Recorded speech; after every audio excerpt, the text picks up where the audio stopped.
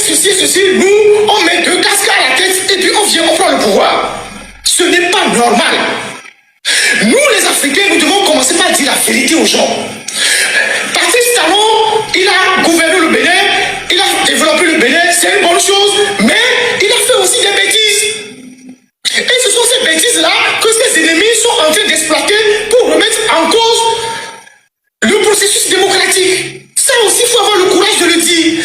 Donc, son histoire de passer le mandat à 7 ans, c'est une bêtise. Son histoire de refuser à l'opposition de compétir, c'est une bêtise. Son histoire, je ne sais pas quoi, de maintenir les gens en prison, c'est une bêtise. Ce n'est pas parce que tu développes un pays que tu dois envoyer tout le monde en prison. Ce n'est pas parce que tu développes un pays que tu dois envoyer tout le monde en prison. Donc ça aussi, ce sont ces faiblesses. Et ce sont les faiblesses-là que ces adversaires sont en train d'exploiter. Mais cela ne justifie pas un coup d'État. Parce qu'un coup d'État, c'est une incertitude pour un pays. Un coup d'État, c'est une incertitude pour un pays. Talon a glissé. Les gars, allons lire la Constitution togolaise, l'article 150 alinéa 2, pour voir ce qui justifie un coup d'État. Il suffit seulement de faire ça et que l'armée, tout membre de gouvernement et tout membre de l'Assemblée nationale peut demander, peut encourager un coup d'État. Voilà. Article 150, l'article qui est constitutionnel, hein. L'article, la Constitution qui est constitutionnelle, qu'on vient de remplacer. Elle dit dans son alinéa 1, en cas de coup d'État ou de coup de force quelconque, que ce soit un coup d'État institutionnel, si c'est l'institution qui est déchue illégalement, un coup d'État constitutionnel, si c'est la Constitution qui est déchue illégalement, si c'est un coup d'État militaire, tout membre du gouvernement ou de l'Assemblée nationale a le droit et le devoir, ce n'est pas seulement le droit, mais aussi le devoir de faire appel à tous les moyens, coup d'État, révolution, tous les moyens, ok, pour rétablir la légitimité constitutionnelle. Parce qu'il y a une illégitimité constitutionnelle, il faut rétablir la légitimité constitutionnelle. Parce qu'il y a un coup d'État constitutionnel, il faut rétablir la Constitution, y compris le recours aux accords de coopération militaire ou de défense existants. Vous voyez comment le Bénin a fait appel à la CEDEAO, à la Côte d'Ivoire et à la France. Si le Bénin n'avait pas eu de coup d'État, cet appel devrait être justifié. Normalement, c'est ceux qui voulaient prendre le pouvoir là. S'ils n'arrivaient pas, c'est eux que la CEDEAO devait aider selon la constitution du Bénin pour rétablir l'ordre constitutionnel. Donc Ferdinand, ça c'est, quand tu dis que ça ne justifie pas de coup d'État, en cas de coup d'État constitutionnel et institutionnel, l'armée peut faire un coup d'État pour rétablir l'ordre constitutionnel selon la constitution du Togo. Maintenant, dans cette vidéo, dans ce live que tu as fait, qui a rassemblé près de 11 000 personnes sur Facebook, Instagram et TikTok,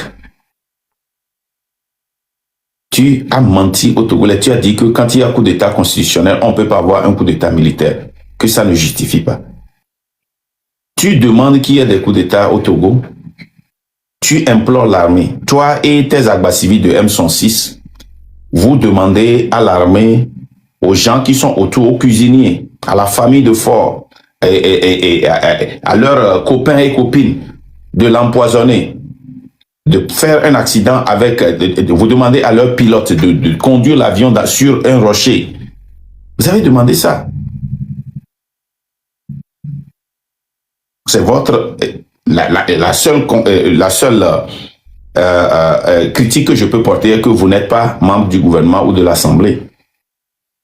Mais ce que moi, c'est ça seulement que je peux porter, que c'est l'Assemblée nationale ou les membres du gouvernement qui demandent ça. Donc, venez nous dire que Talon a arrêté les opposants. Et Cliafoy, il a trébuché. Hein. Talon, c'est une dérive vers l'autoritarisme. de changer la constitution, de faire un coup d'état militaire, de fermer la bouche aux gens, d'enlever les gens dans les pays, hein, d'enfermer les gens, de renvoyer les gens en exil, ce que Faure fait exactement. Quand la différence entre Talon est pire que Faure. Mais comme nous les Africains, les Européens, les colons ont réussi à nous convaincre à ségréger, à faire une ségrégation de développement, où nous parlons de développement économique, développement culturel, développement social, développement d'infrastructures. Ici aux États-Unis, on ne ségrègue pas. On ne fait pas la ségrégation aux États-Unis ou en France ou en Europe. Non. Quand un pays est développé économiquement, tout est développé. Mais bon, si nous prenons le langage du colon, si nous prenons le langage de la France-Afrique, le Bénin est plus développé sur le plan infrastructure que Faure, c'est tout. La constitution que Faure a changée, mais celle de Talon est pire. Nous tous qui sommes ici, nous allons aller en prison.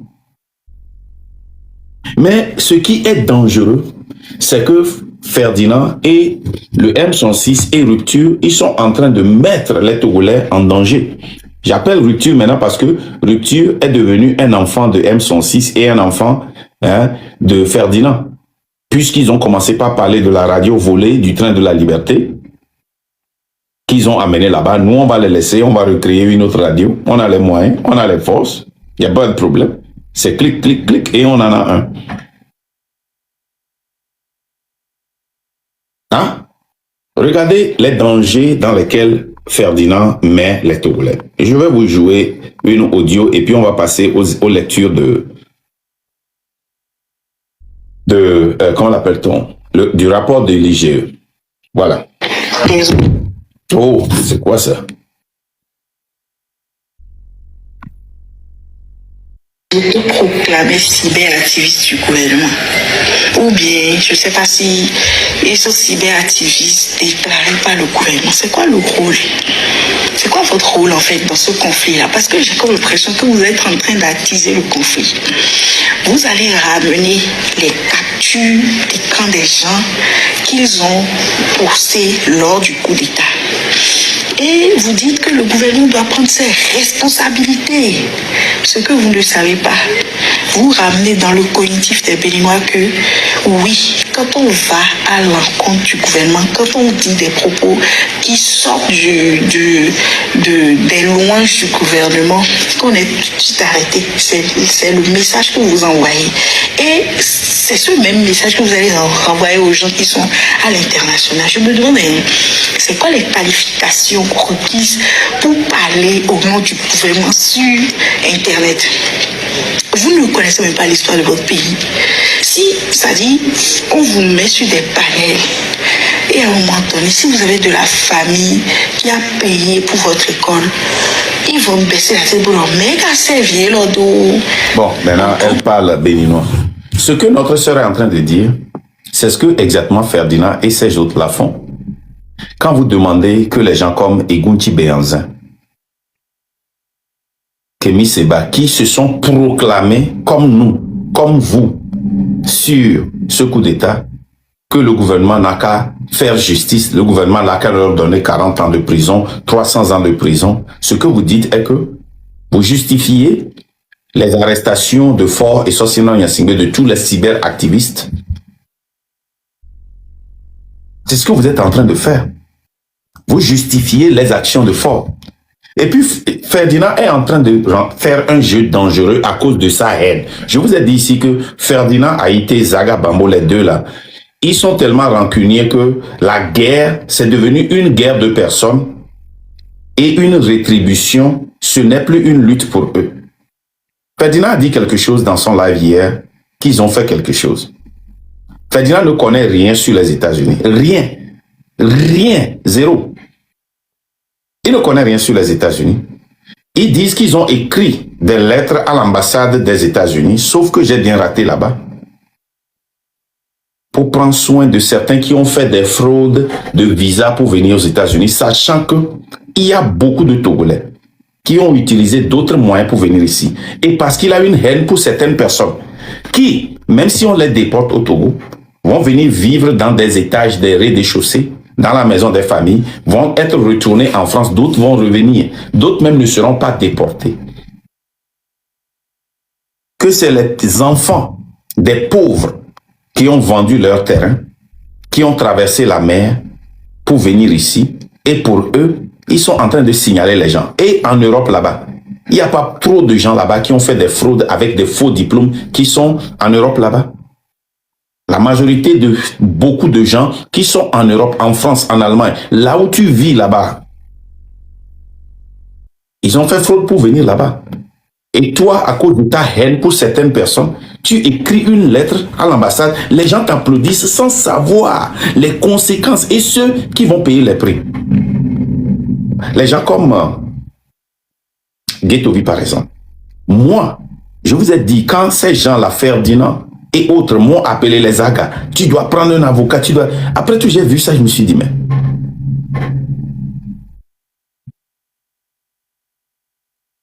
This is not right. Et j'ai suspendu ça. Mais la lettre qu'il écrit, les gens comme nos artistes qui sont venus ici pour faire une prestation et ont trouvé une fuite pour sortir.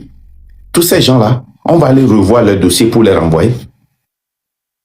Nos frères qui sont venus en vacances, les parents qui sont venus ici et ont trouvé un refuge avec leurs enfants, ont commencé par travailler et on les a laissés là-bas. Aujourd'hui, ces gens-là, on va aller revoir leur dossier. Vous écrivez cette lettre pour envoyer à l'ambassade. Et l'ambassade aux États-Unis, quand on reçoit une lettre crédible chez quelqu'un, we follow up. Si je prends un téléphone maintenant et j'appelle, je dis que l'enfant là est molesté par ses parents, la police est obligée d'aller là-bas pour vérifier. Et Ferdinand est sur un terrain très dangereux. Et il ment. La raison pour laquelle on a suspendu le Togo n'a rien à voir avec ça. Nous sommes aux États-Unis ici. Il a un problème particulier avec certains dirigeants parce qu'il a travaillé avec Boko. Il continue par travailler à Boko. Et comment l'appelle-t-on? Et Agba Bertin, qui était son parrain, et beaucoup d'autres. Il a dit ça et avant dimanche, qu'il continue par les appeler. S'il décroche, il s'en fout. S'il ne décroche pas, il s'en fout. S'il décroche, il va leur parler. Ce que Ferdinand est en train de faire, il va sur un terrain très dangereux. Et on va commencer par déporter des gens à cause de lui. Nous venons d'un pays où il y a une dictature. Les gens trouvent des moyens pour partir. Ça ne vient pas seulement du Togo.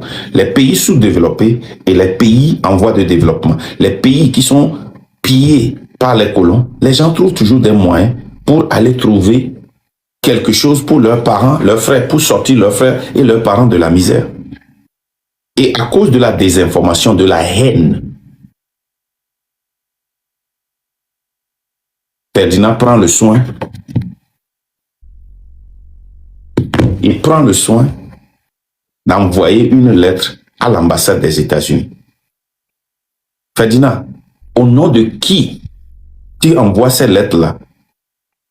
Et les gens qui sont ici, vous savez, le gouvernement, oui, a fait des faux papiers aux gens qui sont venus ici. Ils ont pris l'argent chez des pauvres qui ont vendu leur terrain. Ils ont fait de faux papiers aux gens. Les gens ont fait de faux diplômes tout juste pour sortir du pays. J'en ai parlé plusieurs fois. Les gens ont fait de fausses attestations pour sortir du pays. Les gens ont fait de fausses applications. Moi, connaissant mon futur et sachant que je ne m'étais jamais, je parle toujours contre ce gouvernement, c'est pour cela que moi j'ai refusé de faire asylum politique. Allez voir. C'est pour cela que j'ai refusé de vendre mes enfants pour qu'on les mette sur les taxes des autres. C'est pour cela, parce que je savais que les gens là vont venir comme ça. Ils sont méchants comme ça. Cette méchanceté, cette haine, quand vous voyez Ferdinand, avec ça,